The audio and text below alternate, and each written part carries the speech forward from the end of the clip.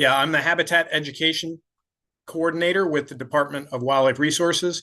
And I've previously served as a regional lands and access manager overseeing habitat for the department. And before that, I was one of the watchable wildlife biologists. So this is a topic that I've dealt with across the course of my career, and happy to share with you kind of our process for developing um, a formal agency position related to wild bird feeding. So that's what we call finding common ground.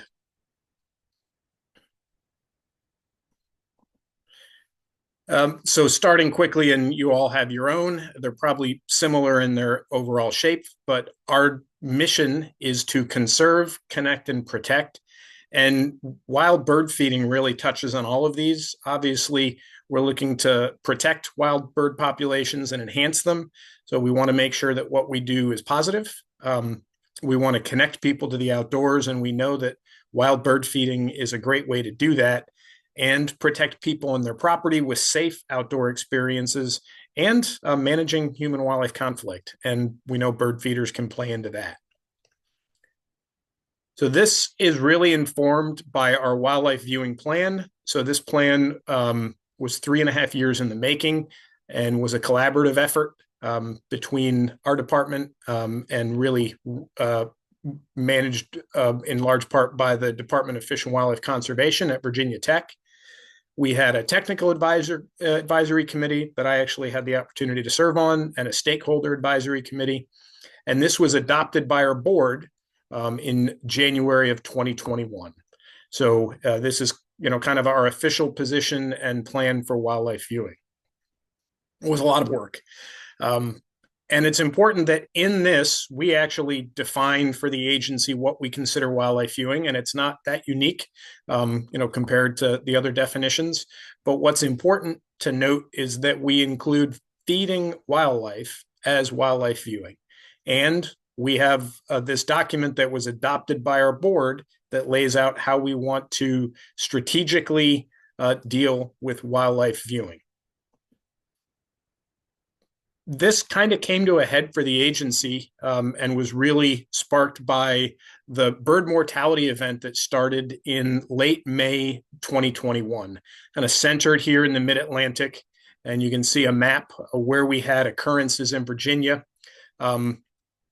DWR and other regional wildlife managers in DC and elsewhere started to receive reports of birds with a lot of neurological and eye symptoms with a significant rate of mortality. Commonly reported species were American robin, grackles, starlings, blue jays. So some birds that will come to bird feeders really grew to be a mid-Atlantic event and was an unknown cause. We never really knew what caused it. We explored some causative factors. Obviously, first we think about pathogens and disease. Is there a widespread pesticide exposure? Some other environmental cause? And this also overlapped with the emergence of the brood X cicada in Virginia. And we all know that, especially with the general public, correlation is often seen as causation. And as the agency worked to devise its response to this, we really noticed that there was two primary perspectives that emerged pretty clearly. So from the wildlife viewing standpoint, this is an issue that's important to our constituents.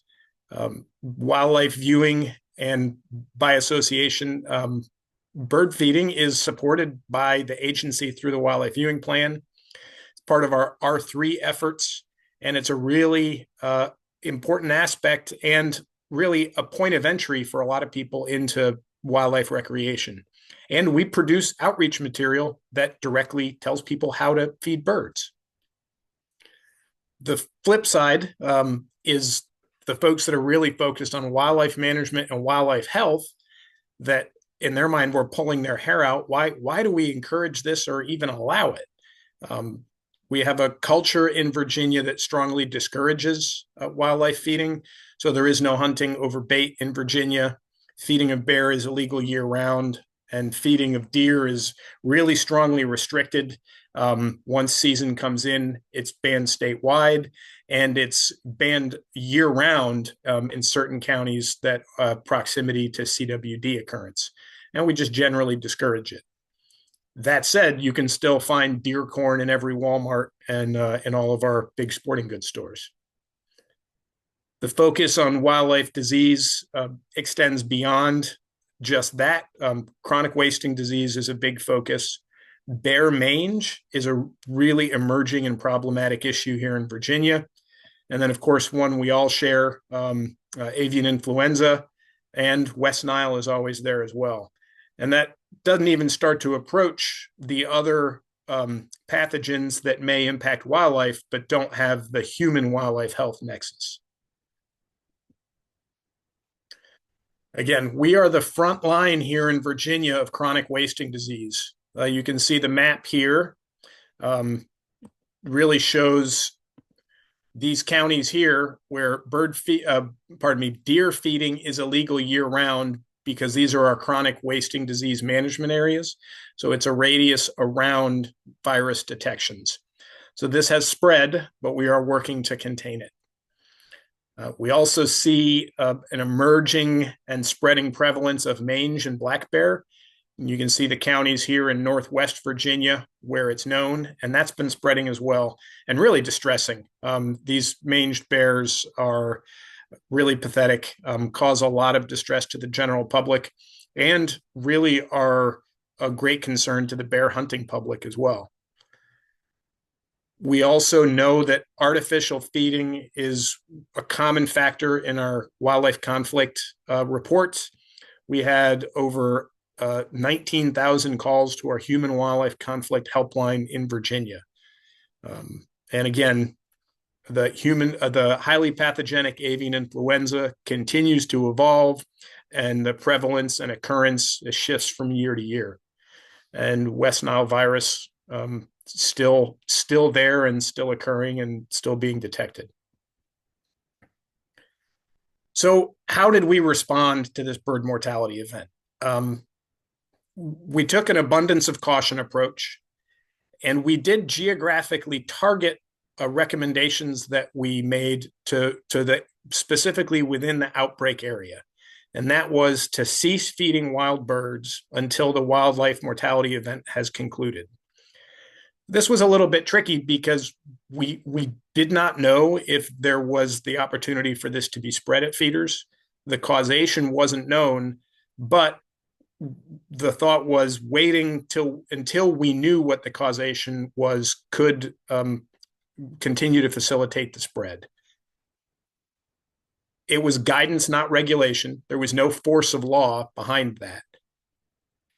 And of note, partner agencies, USGS and the Fish and Wildlife Service, were also issuing guidance, sometimes in a concerted effort with the state and regional agencies, sometimes on their own. Theirs was not as clearly targeted in the recommendation for feeder removal.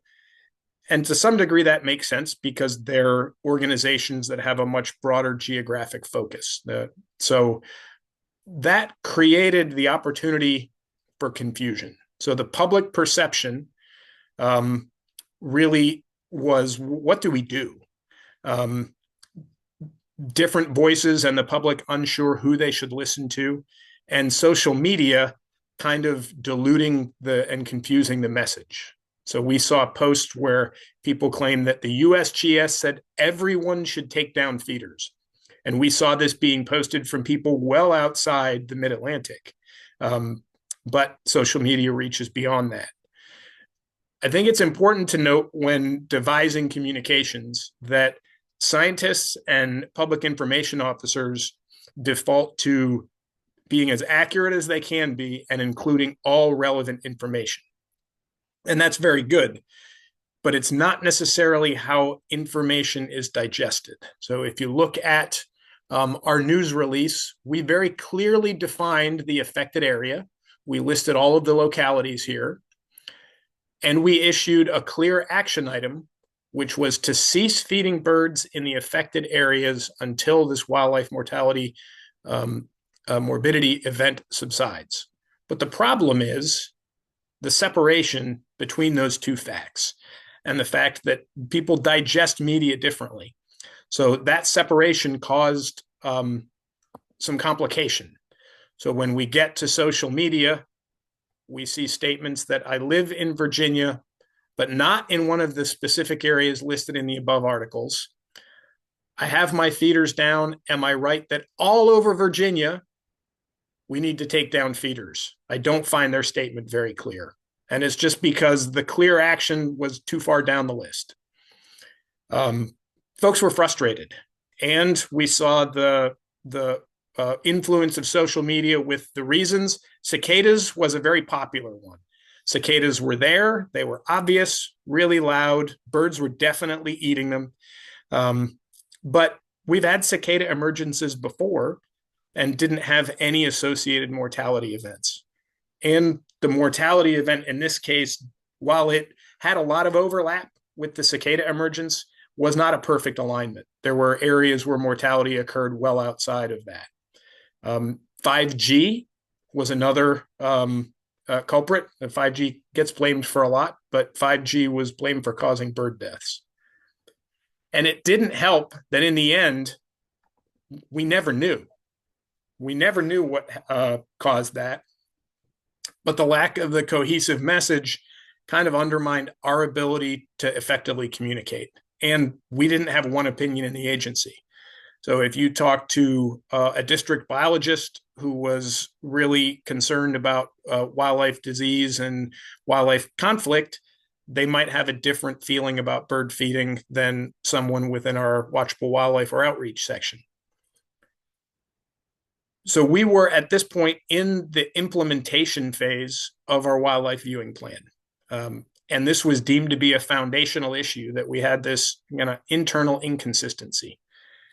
So we convened a working group, and that working group was tasked with 3 deliverables. One was to develop an agency position regarding wild bird feeding.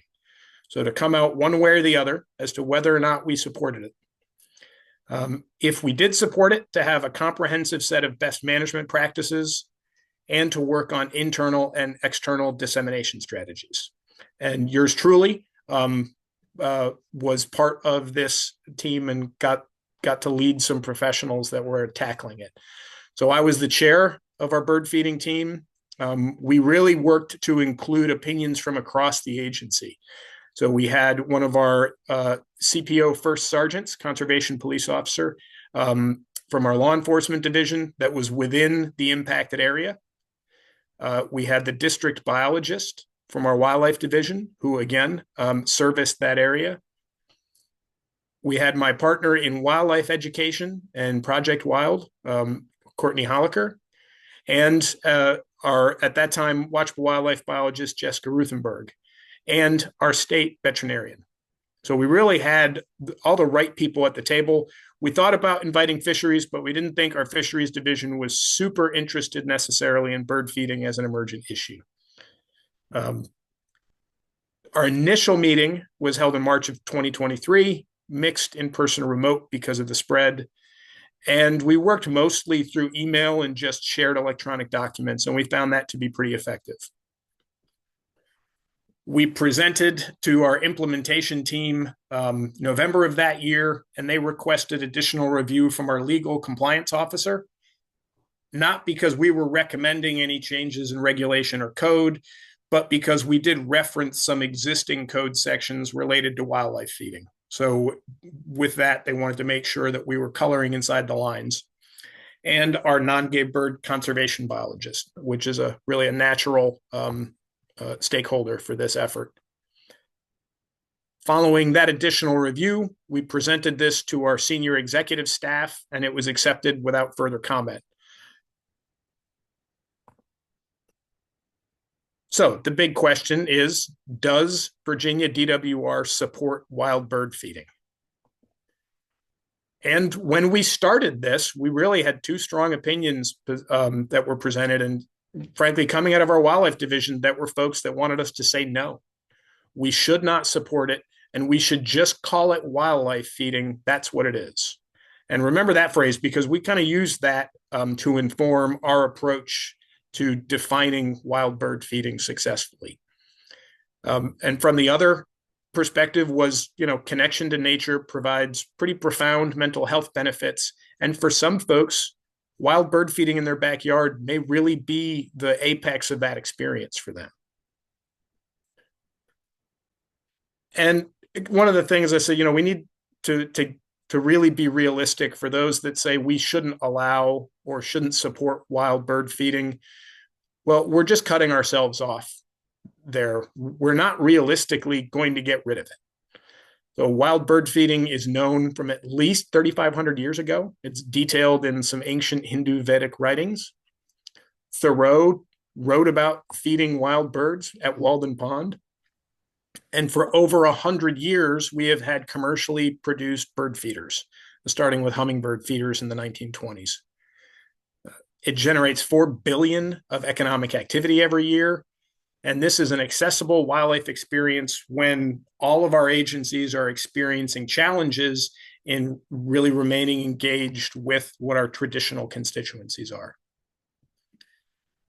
The flip side, we also need to accurately talk about what wild bird feeding is. It is not, in and of itself, bird conservation. It really affects a pretty small suite of species when we look at the full scope of even passerines. Most don't come to feeders or use them. And the ones that do are generally pretty common birds. And it doesn't address any of the underlying causes of bird population declines, habitat loss, diseases, window strikes, all of those things that we know are drivers. Feeders don't shift that needle. And the issues that come with feeding are real, and we need to address those. So we know there are disease issues. Looking at some other things, there's changes in bird distribution that can be at least partially attributed to the prevalence of bird feeders. There is research in Europe that shows it may be potentially driving speciation. It can be associated with predation and window strikes.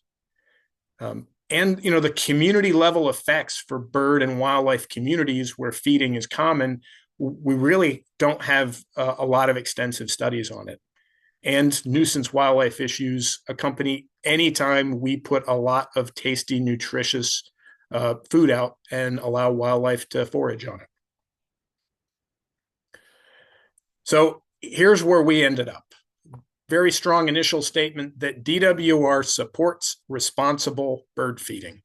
And I'm not going to read this line for line to y'all, but we acknowledged that it fosters a connection and appreciation. We use the word connection quite a few times. We really wanted to highlight that. But we also recognize, you'll see here, primarily benefits humans by providing viewing opportunities. Doesn't mean there's not a benefit to birds, but we know that birds that have access to feeders, especially in cold weather, have some improved winter survivability. But again, by and large, we're talking a suite of common species.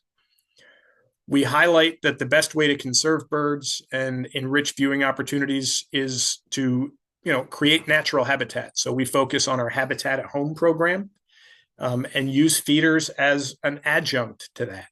So in conjunction with bird feeders, we want folks to plant native plants and have the habitat structure in their spaces that really sustainably promotes wildlife. And that there's an obligation to doing this, and that you may need to stop when safety or health issues arise.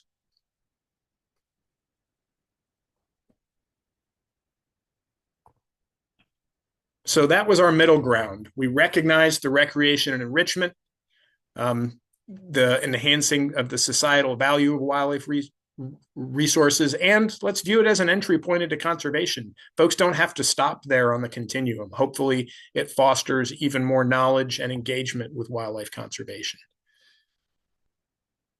We kept health of birds and wildlife populations as primary and referred folks back to our Habitat at Home. And our obligation is to provide clear and effective guidance and provide the information in digestible formats. And that's ongoing work. So to get to our best management practices, we started by seeing what you all had done.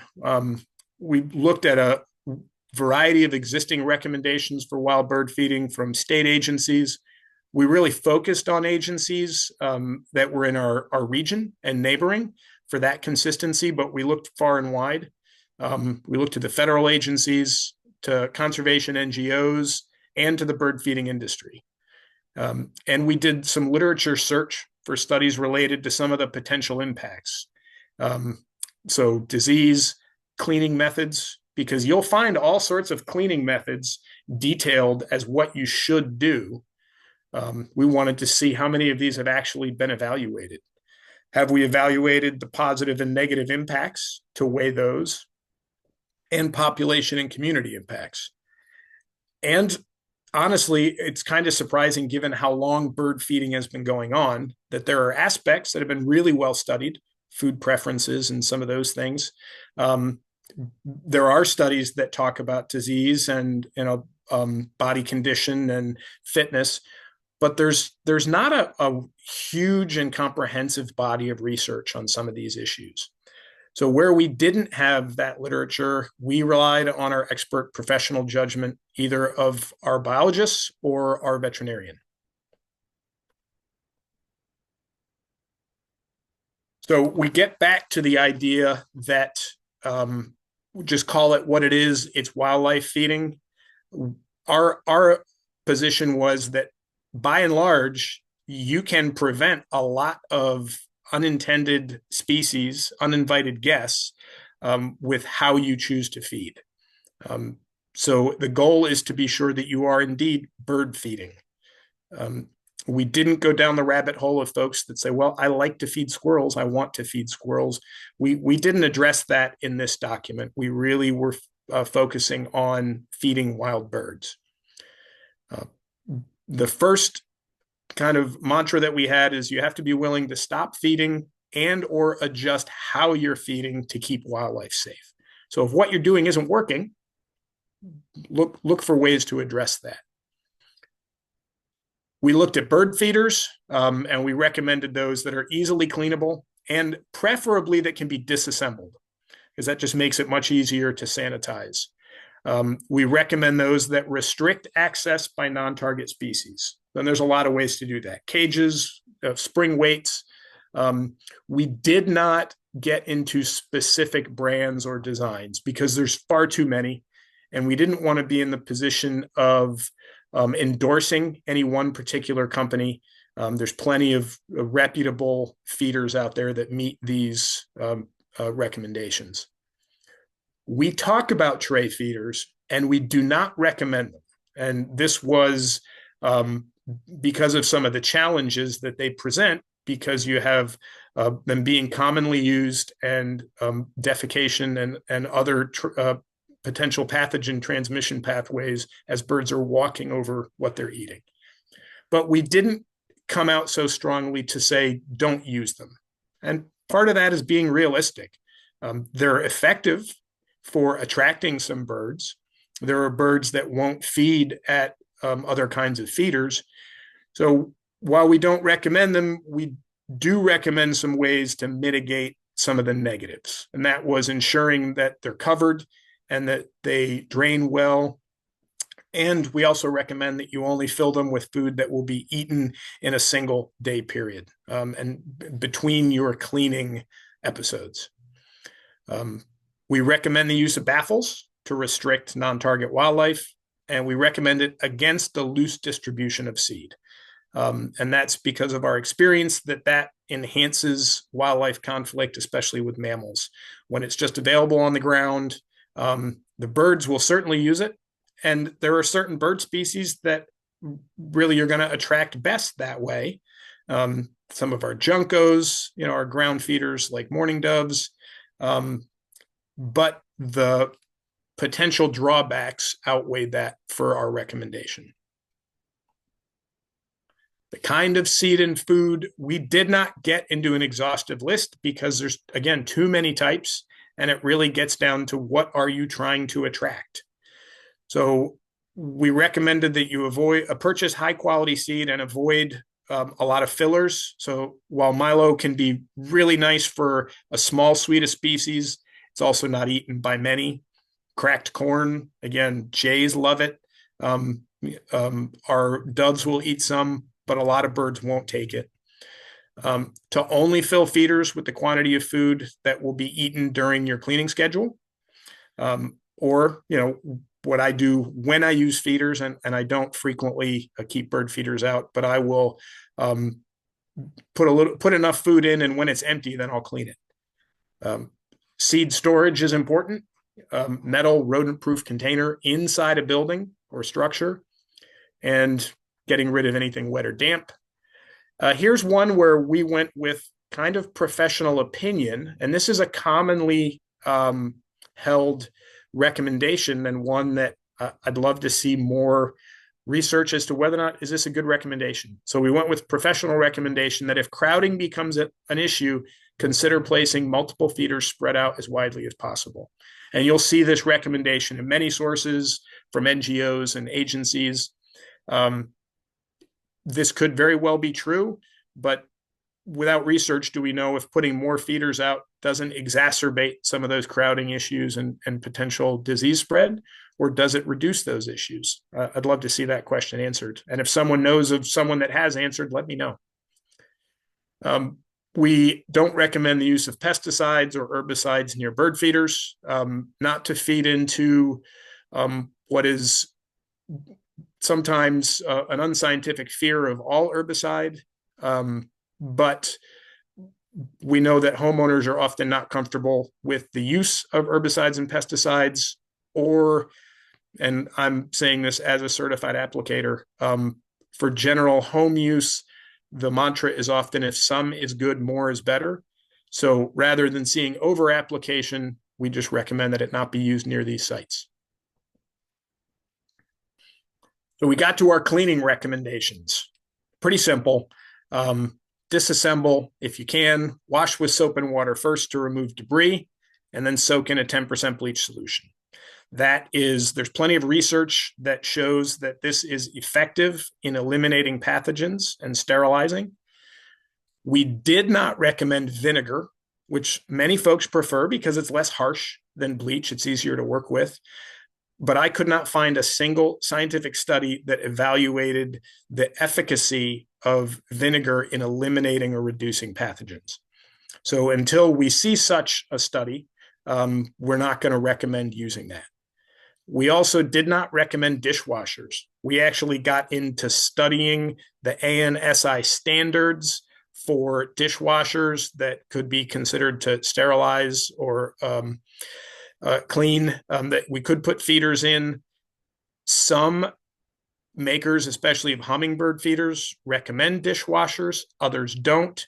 And what we fell out with this was that we're saying that there is the potential for pathogens to be present, and then we're instructing people to put it in the same equipment that they wash their plates and cups in. And we decided that we were better off not making that recommendation. We recommend it every 2 weeks. Again, this was kind of settling on a middle ground between not enough and too much. The Wild Bird Feeding Institute, which is an industry group, and I'll talk more about our engagement with them in a little bit, actually has a more stringent recommendation. They recommend weekly cleaning. Project Wild Bird, which was an effort that they spearheaded, actually found that 40% of people clean their bird feeders annually or not at all. So we really settled on 2 weeks as not letting perfect be the enemy of good. If we can get regular cleaning of bird feeders, we're already improving what we know to be the general condition. And raking up debris under bird feeders so that, again, you're removing potential contaminants and things that may attract non-target species. When to feed. So this is a ongoing debate. You'll see folks that only feed during the winter months because they feel that's when birds need this resource. Honestly, the birds that are feeding in winter did evolve without that resource available and are evolved to find winter food sources. But it's certainly welcome to have a high calorie food source easily available. We do not recommend against feeding during the breeding season, except in areas with a high bear concentration, because that is really when we're going to see the most conflict. That breeding season overlaps with periods of high bear activity. We do emphasize supporting breeding birds by creating habitats with native plants. We really highlight that insects are the first bird feeders and are generally supporting ecology. We know that natural food sources are plentiful during the breeding season. And for me, a question that I was asking, and I found some information that basically showed that it's not clear, is are there some community level effects from high bird traffic in an area that could be potential breeding habitat? And there's some work that has shown that for some species, nesting productivity decreases near bird feeders, and for others, it's unaffected. So complex questions. The other hazards, we talk about predation, and we recognize that predators are going to show up where you attract prey animals. So developing habitat that provides cover, and then you are simply functioning as part of the backyard ecosystem, and predation is part of that. We do recommend keeping cats inside, and we recommend this pretty strongly. I'm in the ongoing process of trying to relaunch our Habitat at Home program here in Virginia. And we have landed on, for folks that want to certify their backyard habitat, they agree that cats are kept inside. If they don't, we don't certify them as a habitat at home, but we'll still provide them with resources to improve habitat. We just recognize that as a really simple conservation action that's very clearly supported. Windows. Previous guidance regarding where feeders should be placed from windows is not very effective. So the old guidance used to be, less than 3 feet or more than 20. And in speaking with Dr. Christine Shepard with the American Bird Conservancy, talking about windows and birds with ABC's work with that, she reflected that it seemed to be a misinterpretation of some of Dr. Clem's work. He had measured mortality from different distances, and the furthest out he had measured was at that 20-foot distance. Distances beyond that weren't measured. So they weren't, nothing actually deemed them safe. It was just an unknown. So rather than have that unclear guidance, we simply said that you should evaluate all windows near feeders and make them bird safe. And we refer folks to the work by American Bird Conservancy that can show them some different tactics to help with that. And that is also part of our Habitat at Home. So we've got this guidance, and then it really comes down to, all right, what do we do with it? What are the next steps?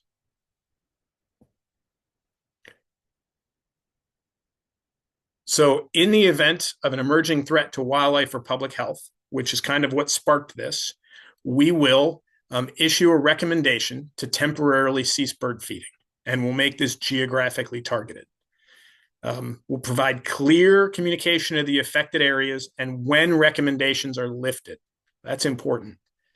And we emphasize the habitat creation with the Habitat at Home that hopefully helps buffer the loss of connection to wildlife that might result from removing feeders in response to one of these recommendations. Because if it is a part of your daily routine to get up and have your morning coffee and look out the window and see your birds and see the changing cast, it certainly could be distressing to lose that access. So we talk about continued engagement through apps like Merlin. So if you're not an expert birder, using that can really key you into the fact that, there's still a lot of birds around you, even if you're not seeing them at the feeder. And this was an example map of what we would produce with our communications to be sure that people were very clear what areas were impacted or not. So we had areas where we indicated that you could, as long as you're using best practices, continue bird feeding. That was our green. The yellow was areas to feed, but use caution. And typically that's because of a prevalence of black bear. So it's just tricky to feed around black bears. So you have to be vigilant. We added a layer that showed where our CWD was, and we wanted people to see where mange was too, because both deer and bear will readily come to bird feeders, potentially even more so if they're struggling with pathogens and disease. So they can be spread at those locations. The problem with this map and this color ramp that I used is it's not accessible. So for folks that have different color visions, this may not be clear. So we worked with our GIS folks to come up with a better version of that. And that's what you see here. The version that was here, this was for example only. So we did not have a stop feeding until further notice. That was included only for demonstration, and it did confuse a lot of our reviewers internally who wanted to know why we were issuing that guidance. So we had to be very clear with that. So this is an online map that allows for eventually, we'll talk about the challenges we've had, seamless updating as conditions change. We're still working on trying to represent a fairly complicated scenario with these additional wildlife diseases, but these layers can be turned off. So it allows us to just see what our recommendations are. Stop feeding until further notice, use extra caution, and follow safe bird feeding guidance. And you'll see that right now, we do have a guidance for the eastern shore of Virginia. This is Accomack County, and this is Northampton County. We are in the process of changing that recommendation, but we do have current guidance related to HPAI for those two counties. Our internal dissemination, we shared it internally through trusted voices in each division, and that was through members of the teams that helped us develop it. We asked them to bring it back to their division. We really wanted them to understand that this had been developed collaboratively. The Watchable Wildlife Program and outreach folks didn't do this in a vacuum by themselves. We asked law, was this workable? We asked wildlife if this met their needs. So that certainly helped. And that we would make people aware when communication tools were developed and available. There are some things where we still need to improve our internal communication, because the natural tendency is when you get to a completion point in a project, we start on the next project. So we need to make an effort to continue to communicate internally to make sure people are aware. So for our external dissemination, these are all the things we said we were going to do. So when I first gave this presentation in Duck, and now here's the things we've done. And we're doing okay. So we developed our website. We launched it in September 2024.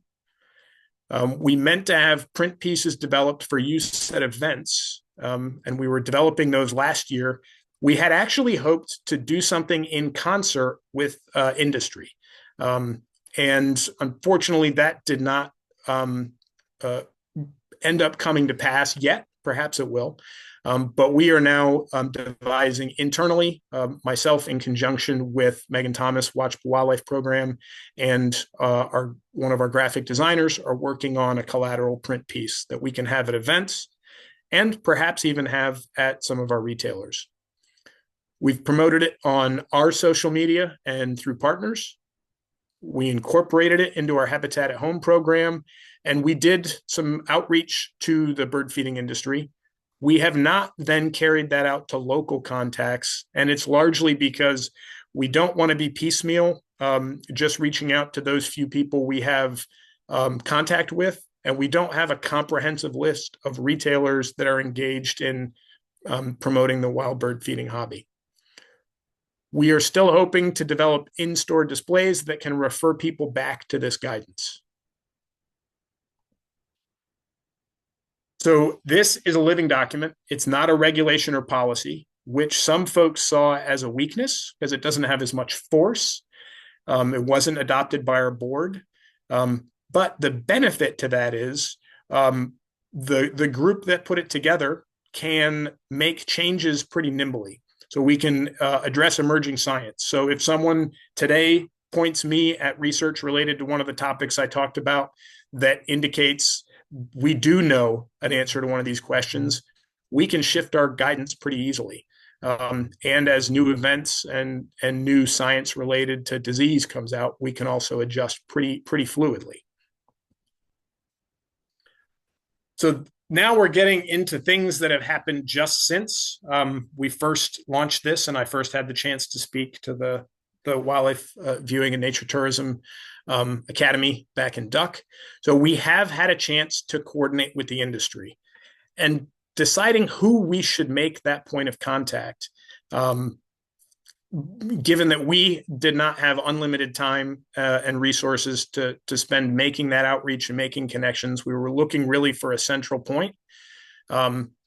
It's important because a wild bird feeding retailer may really be the primary point of contact or advice for someone who's interested in wild bird feeding.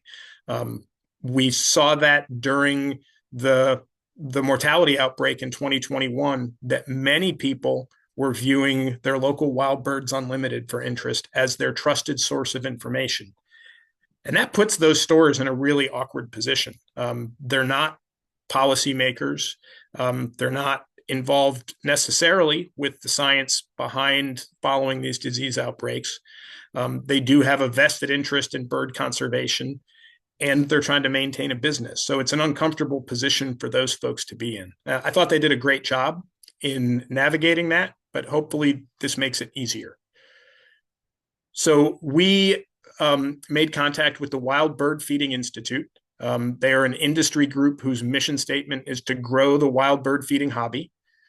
And their identity statement, really speaks to serving members and birders through education, awareness, and conservation partnerships. They provide consumer research, quality standards, and they have a Feed Smart program. And the Feed Smart program was pretty interesting to us.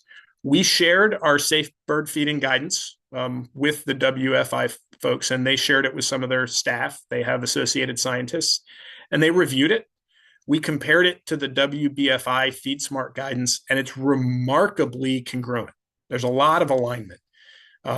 Not surprisingly, there's a couple points where we differ. And I don't think that it's problematic. I think it's just a different emphasis. They thought that we overemphasize wildlife conflict, especially with bears. There was a comment that bears are attracted to really odoriferous sources of food. That's what brings them into neighborhoods.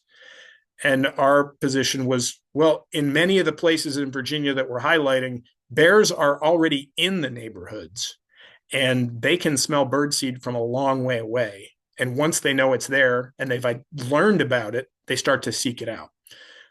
So we relied on our data, and our wildlife conflict helpline tells us that bird feeders are second only to unsecured trash as a primary cause for bear complaints in Virginia.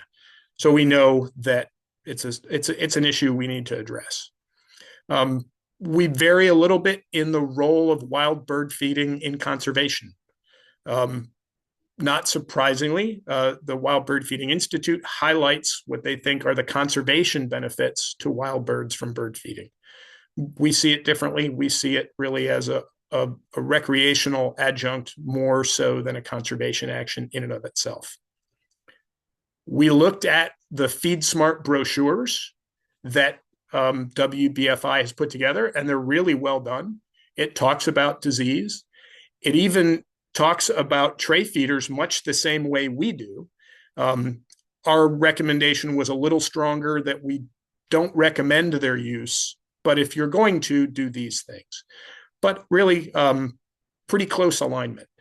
We had hoped to develop versions of these that would have had DWR's logo as well as the WBFI, and tweak some language to where both organizations were comfortable entirely with it, and look to distribute those to all of the retailers in Virginia that had a relationship with WBFI. As we moved forward, that shifted to them being more than happy to allow us to customize these, and that's available. They call it their white glove service, and get some quantity gratis, which was kind, and then be able to purchase more. Purchasing brochures from an out-of-state entity that wasn't on the state contract would have been tricky, and it wasn't quite the collaboration we'd been hoping for. So hopefully we'll get to that in the future. But I thought it was very positive. We're not taking the industry by surprise with what we came out with. And our guidance, I think, was fairly measured. We didn't say don't feed. We probably recommend that people stop feeding sooner than other sources might, but that's because of our primary role as the wildlife agency. So we launched that website in September. As of mid-February, we had just under 4,000 views from 3,100 viewers. We promoted it in an article I wrote for our Notes from the Field, which is our habitat blog that goes out via email subscription. And the day that article came out, we got almost 1,000 views. So that shows us kind of what some of our effective pathways are. We were pleased to see that. Let's see if I can get my pointer off and get my website to work here.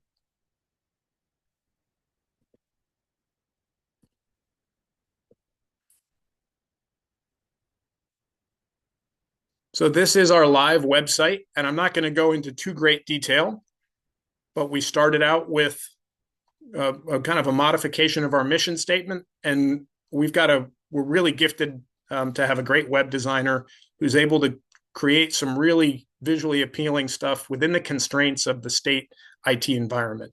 So we really like these accordion style that allow us to shorten things up so that we don't have to force someone to scroll endlessly to find their information. And we will continue to evaluate how people are interacting with this website so that we can continue to dial it in and make it as user-friendly and effective as we can. All right. So quickly, rubber meets the road here. Have we used it? Yes. So we had HPI reports in the Eastern Shore of Virginia, Accomack and Northampton County, large number of affected birds, expected species, waterfowl, waterbirds, raptors, vultures. But we started to get reports of relatively high songbird mortality. 15 plus common grackles and red-winged blackbird tested positive, followed by another 50 plus common grackle and red-winged blackbirds that were presumptive positive. Testing returned HPAI not detected, but it was within 2 miles of the first report. There is an extensive poultry industry on the Eastern Shore. It's probably the largest economic driver beyond row cropping. And our veterinarian made a determination that a very limited recommendation to cease wild bird feeding was warranted only for the duration of that local occurrence, and that we're going to update it to recommend that is no longer recommended. So the challenges was ensuring language that was specific. The initial draft came out that said, we recommend not feeding in coastal Virginia. And my comment was, well, what is coastal Virginia? If we're asking people to do things, we need to be very clear. So we limited it to those 2 counties. The final recommendation was also posted to Nextdoor app because we could target it to those 2 counties. And we only recommended removing feeders if you were located close to poultry or adjacent to areas frequented by waterfowl. And that can include upland areas because we get a lot of migrating and wintering ducks and snow geese. So the potential to be close to a bird feeder up in a backyard is not too rare. The map was meant to be a visual aid for the public. This was an emerging issue, so the map needed to be updated to show this change, and our GIS section was undergoing a total data migration and could not do it. So I went in and basically created a static map that mirrored the symbology, and we posted that. And we're still trying to figure out how to let me edit the underlying data layers. But here's what's important is a trigger point. If you're going to make these recommendations, what tends to happen, I'm not sure for you all, but with us, we make a recommendation or a notice on the website and it lives forever until someone remembers to check it. So making sure there's a trigger point to update guidance. So we'll be issuing updated guidance to Nextdoor. We are not issuing a second press release because we found that wasn't how folks really interacted with us. But you have to make sure that you keep this information relevant. So in this case, it's a calendar reminder on my Outlook every week to check in with our vet and PIO. Coordination between all the entities is key to make sure that the message is effective. And, we didn't have a predetermined communication plan, and that complicated our rollout, but we worked through it. And again, having those web analytics to evaluate what worked and what didn't. So in the 2 weeks following the press release, our wild bird feeding page had 578 views. 52 were redirected from our avian influenza page. Only 6 direct from the press release. Those were probably reporters. But what we saw is that most were organic Google searches, which tells us that when people hear about it, they were searching and finding us, and that was good. We can see that news outlets had a pretty low referral rate, but people may have been going back and searching on their own. And interestingly enough, we also look at engagement time. So the longest engagement time was people that had received this link initially through our blog and went back and found it. So they were opening it through email. The lowest was if they found us through Facebook mobile. They only spent 11 seconds on our page. And I think it's because our page is not necessarily scaled for mobile devices. If they came to us from Facebook desktop, they spent a lot more time. And we'll continue to slice and dice this and figure out how to best use this moving forward. And if there are any comments or questions, or I have had a chance to talk to Dr. Dare from Virginia Tech with the Dare Lab, and talking about evaluating these recommendations and their impact on people that engage in wild bird feeding. And I think in looking at response rates for surveys, I think she decided that it wasn't going to be a fruitful way to investigate this. I see that Kelly is on. She may have some other insight into that, which I'd be happy to hear. And we're also, our recommendation about pulling feeders down was not just chickens getting sick from wild birds. It was also, there are pathways of infection and reservoirs from chickens and poultry, from waterfowl to wild passerines. So it's really keeping both sets of wildlife safe.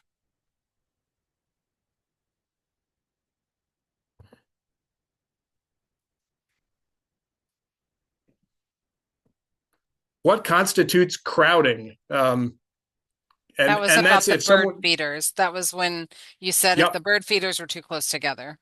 Yeah, exactly. So that's one of those fuzzy recommendations. And that's one of the ones that I'm hoping to kind of dial in on, that we don't have a definition for it. So it's kind of, if you feel it's too crowded, right? So those are the things that I think we felt that we needed to address it, because it is commonly shared as a technique, but it hasn't been evaluated. So that's room for growth on our part. Bird feeders outside a downtown office window. Texted in the middle of the talk how happy it makes. It is a source of real happiness for folks to have that engagement. And, who knows? A downtown office could be house sparrows. We won't ruin that for them. And unfortunately, I was seeing the website, but it doesn't seem like everyone else was. Jordan, thank you for posting the link. I appreciate that. So as far as the difficulty in getting to a final recommendation, Mary, it wasn't really difficult because we had engaged all of the divisions through the process. So there was really no surprises. It was a little frustrating to be sent back to ask for legal guidance because we weren't making any legal recommendations. But in the end, it wasn't problematic, and we probably should have thought about that ourselves. So yeah, the mechanics of the process was really being open. I tried to, frankly, I did most of the administrative lift and the collating of information and running things to ground so that committee members were able to stay engaged without feeling overwhelmed. I had to balance doing that and not just having it be Steve Living's wild bird feeding plan. So being open to asking questions and changing it. Let's see. Yeah, Kelly, as far as how we've been responding to HPAI, I was trying to speak with our wildlife veterinarian to kind of get an update. And unfortunately, he is out of pocket and has been for quite a few days. So I don't have a recent update. We are actively testing specimens especially from target bird species. So that's our raptors, our vultures, our water birds, waterfowl. VDAX is testing if it's domestic poultry. So that's our agriculture department. And we have not felt that we needed to issue another guidance like we did. We haven't had another concentration of passerines, but we are still seeing clusters coming up. So it's really a monitoring effort at this point and continuing to follow the biosecurity for folks that are keeping poultry. Challenges promoting native plants that produce foods that also entice bears. That's probably something that we should talk about in bear country. We rely on the Bear Wise as a primary source of information for living with bears. But Kelsey, I think you raise a good point that, maybe you're not going to plant blueberry bushes in the backyard if you have a problem with bears traversing through. I think that's a good point, that you have to take these wildlife conflict issues into account, whether or not you're creating regular habitats and native and natural habitats as compared to human feeding. Working with any other partner birding organizations to share your messaging. So we could look at the Virginia Society of Ornithology. That would be helpful in Virginia. We haven't yet. We don't have a statewide Audubon chapter in Virginia. So we have a collection of local chapters. So VSO would really be our main. We also have the Coastal Virginia Wildlife Observatory. I think I've seen it carried on one of their social media posts. So we probably need to do a better job engaging them actively. And that's really been a capacity issue. So in addition to habitat education, I'm also still a burn boss for the agency. So this time of year, I'm looking at prescribed burning, trying to juggle. But that's a great comment, and I think something that we should do. And with that, I think we've hit all the questions. We'll wrap. I like Mary's comment of just from a behavior change perspective, it's really nice to see this not just be a blanket no, but trying to find where the yes could be, even if the no sometimes pops up. I think that's good when looking at people behavior and how do we manage that aspect of wildlife viewing. So thank you for your perspective and sharing with us today. Thank you. And I thought I would have trouble filling the hour. My apologies that I got verbose. I think you did great. You got a lot of questions there at the end and you handled them all right in the nick of time. With that, thank you all for coming and hope we see you at next month's webinar. Take care, all.